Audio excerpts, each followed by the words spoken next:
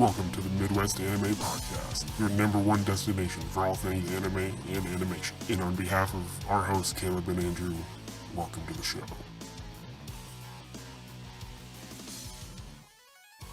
We did it. Yay. Properly pressed the button. Yeah. On the first try, there was no mistakes made turning the microphones on or hitting record or... Didn't accidentally not hit record the first time? Yep, nope, never. Never. 100% accuracy. What kind of idiots would do that? That would be unprofessional. Very much so. I would be disappointed in us if that was the reality. Yeah, we would just stop. It's a good thing we're not. Yeah. Yeah, it's a good thing we're not those people. Because I'm sure there would be riots in the streets if we had to stop. Because some, jackass didn't know how to hit the record button. Right. Anyway. Welcome into part 2 of Castlevania. Mm-hmm. The final chapter until the next season comes out. Then we'll do a revisit maybe. I don't know. I can't tell the future. Well, it might not be the final season. We don't know where they're going to go with stuff. It should be the final season. Season 3 should just be done. Yeah, but money-hungry Netflix. Yeah. The people who canceled Luke Cage and Daredevil, but, 50 Shades is still going on. Yeah. Or Orange is the New Black. That's the thing I was thinking of. Because we need more of that. We need more weird I think we all... zombie shows? I think we all know that we're all just waiting for BoJack Horseman to come back out. Can I be 100% transparent with you? Mm-hmm. I've never seen a full episode of that show. Really? Yeah. I've been meaning to watch it, and I've just gotten sidetracked. We may have to just expand this show to, animated shows. Whatever the dumbass thing we want to watch is. Pretty much, Season 6. Castlevania really in anime. I'm going to say it right now. I mean, it's an animated show. It's anime-ish. Now, let me give you the rationale of why it's anime-ish. Okay. Okay, so you have the epic fight scenes. Right. You have good music. Okay. Pretty standard for anime. Mm-hmm. Not always standard in cartoons. No. Goriness. The goriness factor is important. And the most important part, I'm pretty sure it's got Japanese audio if I press the settings. Yeah, but a lot of stuff has, Everything's anime. We'll just watch every show. If it's dubbed in Japanese, it's anime. That's how that works, right? Sure. Does that mean if this podcast gets dubbed into Japanese, it would be anime? I wonder who our voice actors would be. It would just be us. We would just learn Japanese. Nah. Yeah. I've always kind of wanted to learn Japanese. I've wanted to learn a lot of things. It's too damn much work to learn a new language. Dude, holy shit. I bought a guitar 3 years ago, and I remember. And I've learned 3 chords on it. And most of them were to Seven Nation Army. No, I can do the opening riff of Seven Nation Army because I got bored. the entire riff of... It's fun. All you need is one string. Yeah. And just knowing how to count frets. Mm-hmm. But I meant actual chords. I can do whatever the chord... I think it's a C chord. Do that one. Cool. Pretty inconsistently, but passing grade. Yeah. Get a master's with that. Tell that to my high school transcript. Tell that to my college transcript. I really should have tried harder. Yeah. Hindsight's 20/20 though. Oh god. I really should have. Anyway, we pick up in Castlevania right at the height of the kind of backstory of the second tier characters. Mm-hmm. So we get more of the look into Godbrand. We get a look into a little bit of Carmilla. Not super deep, but you get the general gist. You get the general gist of how she became a vampire and all that. It dives pretty deep into Isaac and Hector, the two human Forge Masters. How they met Dracula, how they came to be working for Dracula in culling or exterminating the human race, depending on which one you talk to. Yeah, where their hatred for their own race is. Right. Which is kind of cool. It kind of to see how it all plays out. Because I'm sure it's a question that we both had. I'm sure it was one that I had, like, about why they hate the human race so much, and, you know, what ulterior motives did they have? Like, Right. are they okay with all humans except for them being killed? Like, you know, Did they also want to be one of the people killed? Right. Are they? It's kind of a motive that you don't really get. Is like, are they on a suicide mission? Right. Because, you know, they're human, so technically they would also need to be killed. Right, but that's also something that you get when looking at Dracula's motives too. Yeah. And it's something that's brought up multiple times throughout the second part of this, is that Dracula is essentially going through the motions. He's not eating or feeding, however you want to put it. He's tired. He's an old man. Like, he essentially wants to die. Like, and his wife died, and he wants to die with her. It's not only the ones that are, you know, plotting to betray him, but it was also Alucard, you know, his son, who said that you died when she did. Yeah. You know. And then at the end, when Alucard kills him, you know, he has this realization finally that he must be dead already because of the fact he's trying to kill his own son. Right, he has this realization as he punches him through the wall into Alucard's childhood bedroom. Mm-hmm. You know, it's the, oh God, what am I doing? And there's a really powerful piece in there with that, is when he says, you know, Lisa, what am I doing? Because I am killing our boy. I'm killing the greatest gift you ever gave me. And then Alucard's just like, hold on, hold my stake in your chest. Well, the look he also gave him, he was like, you know, I must already be dead. And then he gives him, Dracula gives Alucard this look that's like, you know, just do it.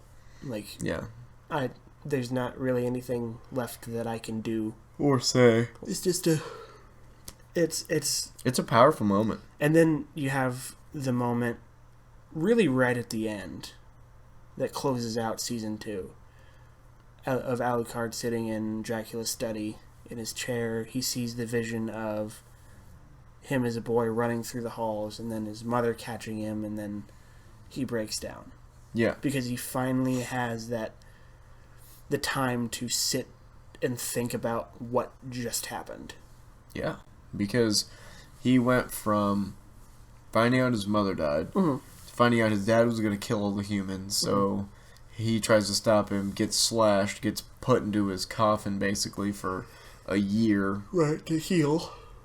And so he hasn't really had to grapple with opening, find his kind of zone, I guess. Right. Like where his brain and his body fit into this whole thing, and emotions, because he is part human, and and that human side is trying to show through. The human side is compassionate, right? And then the vampire side is what you get when you have the Trevor and Alucard moments. It's the stuff that's snapping back at Trevor or snapping at Trevor when they're bickering back and forth. Old and absolutely savaging him. Yeah. Any chance he got. Aren't you impressed even a little bit by all this? And he's like, it's a museum to the extermination of my kind, so no, not really. As he's looking at a case full of vampire skulls. And they kind of did a little camera trick here, is they zoomed in on a smaller one that you would assume would be a child. Right. And I brought up the thought of, is that an insinuation that Dracula had other offspring? Because he does bring up the fact that he grew up very quickly. Right. And so he physically aged quickly. Right. So there's two options here. Either one, it was a kid who was turned. Right. Or it was a offspring of Dracula. Right. Which both outcomes are very creepy and terrifying to think about. But we also don't know how old that specific skull was. Right, but Dracula's like the original vampire. Yeah. I'm pretty sure in this universe he's the original vampire. Well, in any universe, he is. That's fair.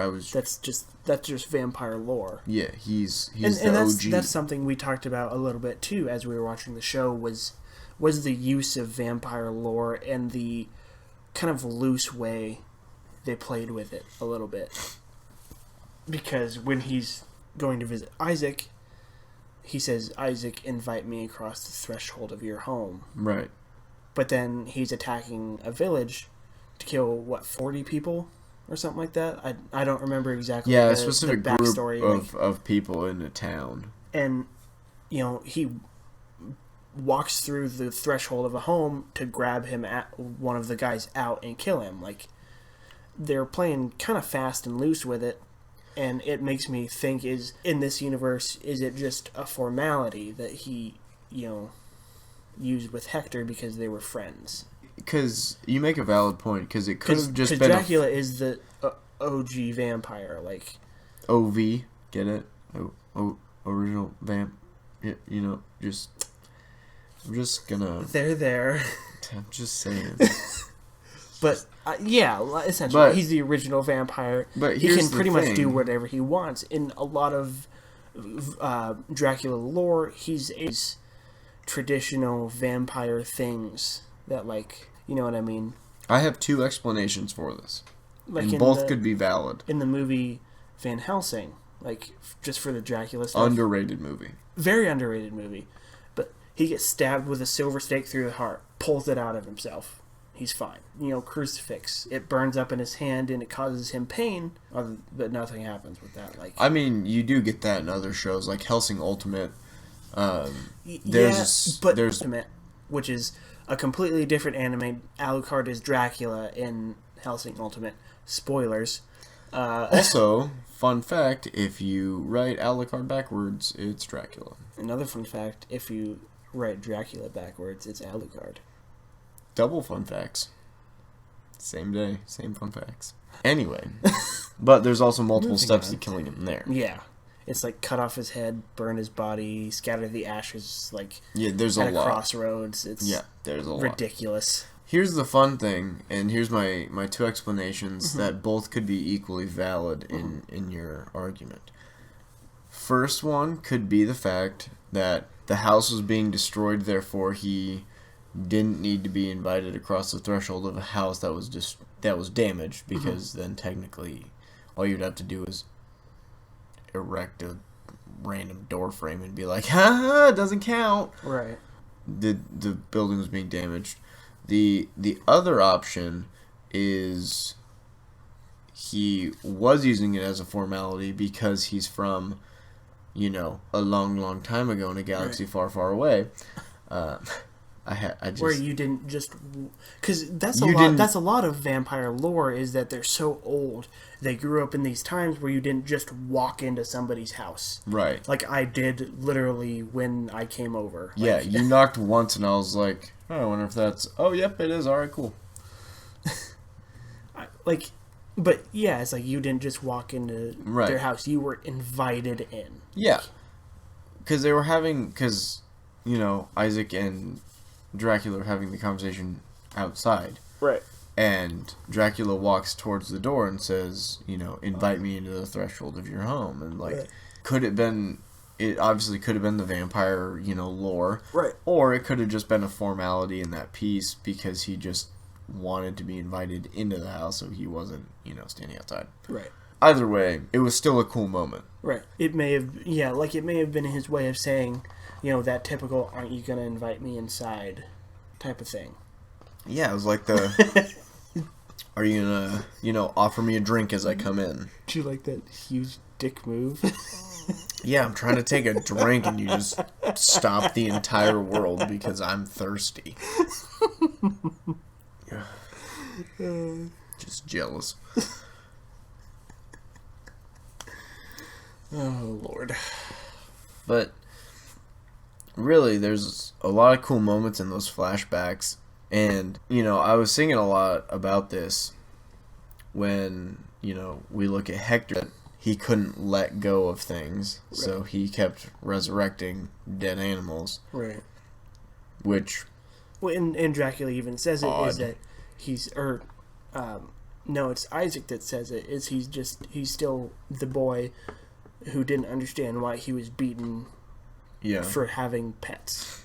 And Dracula's soft, and he goes, well, any parent would be a little bit wary of an undead cat doing a dance on the living room floor. Like, yeah. Like, he's realistic. Like, he get it. Yeah, well, he's a parent. Like, Right. Isaac doesn't understand the parental side of it. He just understands the discipline.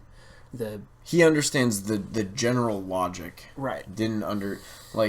I would be freaking out in that situation. Anyone would be freaking out in that situation. But in that moment, you learn that Hector, first off, is very powerful. He's a very powerful guy. And you find out that of the two Forge Masters, he is hands down the why are you relevant guy. Just like kind of, he's got like that blessed power of like, it just kind of conveniently, he's able to do it out of just sheer emotion. He was just clicking those coins together. The coins are magic in some way. They have to be. What they are. Or how he knew how to use them. 3. I think they have to because of his role in the future. Yeah, and it's not anything we noticed because in our original watching of this, we both binged it. You know, I never noticed that the coins were inside his hammer. Like, that's what magic. Like, and they just used it as like kind of the lich hammer. Even to just still probably be using the coins. I don't know if the hammer had any sort of magical significance. Isaac used that knife. Right. So I think it's more just their own magic, yeah. Yeah. Which is interesting because at the end of the season at the climax of the second season when Carmilla and Hector betray Dracula, Hector and Carmilla escape the castle and go into hiding because, the whole thing happens in Braylo where her soldiers get attacked and destroyed and, now Hector can't go back to the castle without obviously probably getting killed by Carmilla before he could get there. Right. But as they got away and every, sequential, conversation they had after that, there's no, viewing of his hammer anywhere. So it questions whether or not he has that one. Mm-hmm. I mean, you would just kind of assume it came with him. Right. But at the same time, you don't see him leaving with it. Right. But, it could be somewhere else. Those little tiny things bother me. Right. It's the things that for both of us, that really don't matter in the general big picture of shows that bother us the most. Yeah, 100%. In Fairy Tale, why isn't Gildarts around more? I know he's out battling, because he Acnologia. He does, S+, or whatever. His daughter's in the fucking guild. It's his home. It's his family, He can't come around and help with Loxus when Loxus was being a dick. But wasn't Gildarts unaware that Kana was his daughter? Yeah, no, because he said, I had a feeling, but... So, It was one of those, yeah, it was... I don't even remember how they did it. It's been so long since I saw that. It was kind of poorly done. Yeah, it was. It was kind of shoehorned in to make a connection between Gildart and a member of the guild, because they could have done it with really anybody, True. Any younger member. Except Natsu, Gray, Urza, Lucy. Yeah. You could have done it with anybody else. Could have been Levy. Yeah, back to Mira and Elfman. Yeah. Anyway, back to Castlevania. Back to the plot holes, whether you don't see him run away with the hammer, but in his flashback, we do get one of probably the most interesting parts of this is how Dracula recruits Hector to come join him. There's a bit of a negotiation that goes back and forth, and right, where with Isaac it's just a yes, I'll help you. But with Hector, it's what exactly are you planning? What's the details of this? Is this just a genocide for genocide? Is this controlling the population? Is this like, because he thinks of it from a corralling animals, like that livestock, livestock, that things should be, they should be punished, but they shouldn't be made to suffer. Right. Like, it should be merciful. Right. Is how he said it. Humane, Because Dracula says humane, and Hector kind of scoffs. Well, not scoffs, more chuckles to himself and goes, I was going to say merciful. And for someone like us, those things are pretty equal in, mercy and humane actions. Mm-hmm. And the fact that he had to make the distinction is just kind of funny. Right. And it finally ends up to him being the one that convinces, Dracula. Well, at least Dracula convinces him that he's not going to just kill everybody. Right. When in reality, he's just going to kill everybody. Right. Until somebody stopped him. Right. And so, it's fascinating how Hector was on board and found out the truth that as long as killing is done, it's fine when it comes to humans. And so it seems like Hector is going to be one of the loyalists, but in reality, he's the first one to turn his back on Dracula. Right. Well, technically second, because Godbrand does first. But Godbrand's an idiot, so we don't count him. I don't know. It almost doesn't seem like he's actually turning his back on Dracula, though. Oddly enough. And it seems more like he's doing what he feels is best for Dracula. Like, he feels that something is wrong with him. Mm-hmm. So he's trying to, I guess, fix it. Trying to help him through whatever he's going through. Instead of, like a Godbrand or a Carmilla who are just trying to take over and, completely rid. He's not trying to kill Dracula. Like, he's not, like... Yeah, and you see it in his hesitation when it comes to the castle and whether or not he can wanting to go back. Yeah. And I think a very interesting part of this whole thing is when Isaac is questioned right after the betrayal and says, do you think Hector is still loyal? Right. And Isaac says yes. Right. Which is fascinating to think about. Which leads us into kind of our final wrap-up of this is where do we go from here? Right. So we rounded out with Sypha and... That's her name, right? Yeah. Sypha or Sifa, I don't think it really matters. Sypha and Belmont are... Trevor. Yeah. Are... Traveling together. Mm-hmm. Alucard is protecting his home and the Belmont Keep, which is underneath. Which, the Morningstar Whip is one of the most badass weapons in the show so far. Like, that's one of the most badass weapons, period. Like in a lot of... Like, that show literally gave us one of the coolest weapons I've seen before. If I could have a Morningstar Whip in D&D... and have it be exactly that whip, I would have that whip. I'm sure I could figure something out. Yeah, I'm sure. All it would be, technically, would be just a Morningstar with increased range. With increased range and blessing. No, it wouldn't be blessing. It would literally just have, Would it be radiant damage? That, or it would have an additional damage to undead. Yeah. Maybe both. It just would depending on how OP you want it to be. It would just do like additional damage to like an additional undead creature, like an additional D4 or a D6 to fire. Yeah, whatever. Yeah, because everything it hits explodes. Yep, which is simple as that. Ooh. Even Dracula exploded a little bit. I think it's hilarious that it was so obvious that the writers of the show were like, how the hell are we going to get him to find this? We can just have it like on a shelf. Right. It can't just be hanging up in the armor. We should have it in a badass chest. Alright, cool. How's he going to find the chest? It's going to be conveniently the one bookshelf that's exploded. Any other ideas? No? Let's go with that. Okay. Honestly, sometimes with these shows, it's like, What's the easiest to animate? What's going to cost less to animate?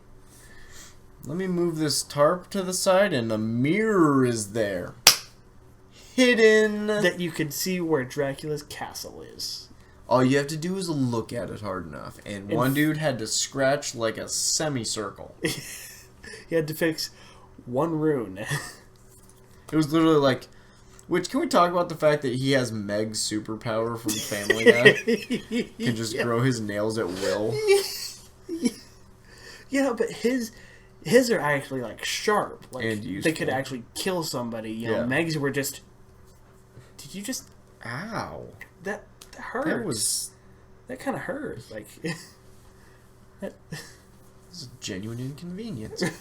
But where do we go from here? Because where we left off, like I said, Sypha and Trevor traveling together. Alucard protecting the Belmont Keep and the castle. You have Carmilla and, well, enslaved now, Hector, talking about how she wants to build an army. You have Isaac, who is Where deciding... she's essentially going to take over the role of Dracula. Right. And then you have Isaac deciding he wants to make his own army of, like... He does more, like, ghoulish type of creatures and more like goblins and... Yeah. I think we're going to get into a little more diversity of monster. Yeah. But I think we're also going to get Isaac versus Carmilla. Yeah. Is the loyalist versus the... I think that's what the war is going to be. And I think Hector is going to betray Carmilla and bring Dracula back. I think so too. I think Alucard is going to help him with it. Yeah, because I think Alucard's is gonna find... There's going to be like a message to him. Or there's going to be something in the Belmont hold where they were like, if we ever kill Dracula, but we need him back for any reason, this is a spell that can do it. Or it's going to be like, since Dracula's gone, this is going to happen. Right. Be aware. When Dracula dies, there's going to be a power vacuum that happens. Yeah. Be prepared for whoever takes that place. And that's the fascinating part is, never once is there any mention of a Belmont directly hunting Dracula. No, there is. When? Alucard is looking at the case. Yep. Because they were talking about why Leon Belmont came to Wallachia. And it was to... Because in Alucard says, hunting Dracula. Alucard says it. Yes. Trevor doesn't. No. But Trevor doesn't deny it. He kind of goes... True. But if you look at what, in the entire grand scheme of it, it's been only vampires that have been killed, and you don't see a lot of like reference to Belmont's making direct attempts at Dracula. But you have to think they do. Like, yes, and that's the entire series of the game. But it could be a type of thing where they don't want to go after the top dog because that means that the entire world is going to get thrown into a shitbox. That's true. That was the general that point. Dracula they always get close, they always get close, or they understand that Dracula is a necessary evil. Yeah, there's like a fear there of, we know what this evil is. But what would replace him, we don't know. And that's the scary, like, unknown. They would try and exterminate all the other vampires first to prevent a vacuum. Yeah, and so Dracula would be the last vampire, and then we just kill him. Yeah. That makes sense. It's plausible. I mean, it's just a thought that I have. And I think Dracula will come back. He's too important of a character in the games in general. I brought this up is I wish there was a game of Castlevania in the Skyrim-ish style. The open world concept is something like this storyline. You know, something along these lines where you're able to play as a human or a vampire. You're able to choose sides and stuff like that. I think the open worldness would more reflect around not necessarily doing quests, like I think you could honestly play it both sides, right? And then at the end you kind of pick who wins. But there could be alternate endings for you pick Trevor, this ending happens. You pick Dracula, this ending happens. Because the human side of it, you could have missions of helping to try to free cities. Right. And the vampire side of it would be you trying to destroy cities, I guess. Right. And just kill as many people as possible. It would be very interesting. You'd almost have to do it'd be more of a guided open world because you wouldn't just have free reign. It'd be a sandbox. Yeah, that would be a better representation of what the game would look like. Yeah. You wouldn't be able to go all the way across Wallachia. There would be a certain set of towns that you could only go to. Right. Like a Grand Theft Auto type open world. Yeah. There's one place you are. Like, you can go outside of it sometimes, but like, there's mainly one place that the events take place. Yep. I don't know. We'll see. I think for the next anime we do, I think we can probably agree on this. We're going to do Sword Art. Yep, We're going to do Sword Art Online. Neither of us have seen it in a while. Neither of us have rewatched it in a long while. We're gonna kind of do it in arcs. Yep. As well. So it's going to be another. Most of these anime we're going to do are going to be split into parts through arcs and through seasons, depending on how the show is set up. Yeah, Castlevania was just convenient. We split episodes in half. There was no real good pause time. It was just kind of a time commitment kind of thing. Yeah. But with Sword Art, you do Aincrad, and then Alfheim, then GGO. Yep. Then I don't even know what the fourth one is technically called. It's another Alfheim Asuna based one. I don't know. The movie will work its way in there somewhere. We'll watch that afterwards. Yeah. It'll be the first movie we do. Because is that movie canon? Yes. Yep. With the third season that came out, it is technically canon. Interesting. Fair enough. Because of what happens in the little after credits scene that this movie has. All right. But we'll get to that when we get to it. Holy shit, we just kind of planned out our entire life here. Yep. God. Are we good at this? No, you're right. Not really, but we can't afford to be good at this, I mean, we do the best we can with what we have. Yeah, that's how you should always live your life, man. Yeah. Support us on social media. We will eventually have a full working title. Eventually.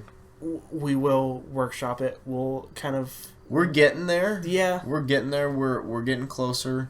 And as we get closer, that means that the arguments get a little more intense and feelings usually get hurt. And, some wrestling goes on. And, then we hug it out and, pat each other on the rump and... move on. Oh. Well, I'm not sure how to end these. I'm never good at this. No, I'm not sure either. Castlevania was really good. I highly recommend. We'll revisit it when Season 3 comes out in what I'm guessing is going to be October, because the first two have come out around Halloween. Yep. We'll see you guys, maybe not next week, depending on, because school starts next week, I think. Yeah, it'll be fine. I'll figure something out. I always do. We'll figure something out. We'll see you guys.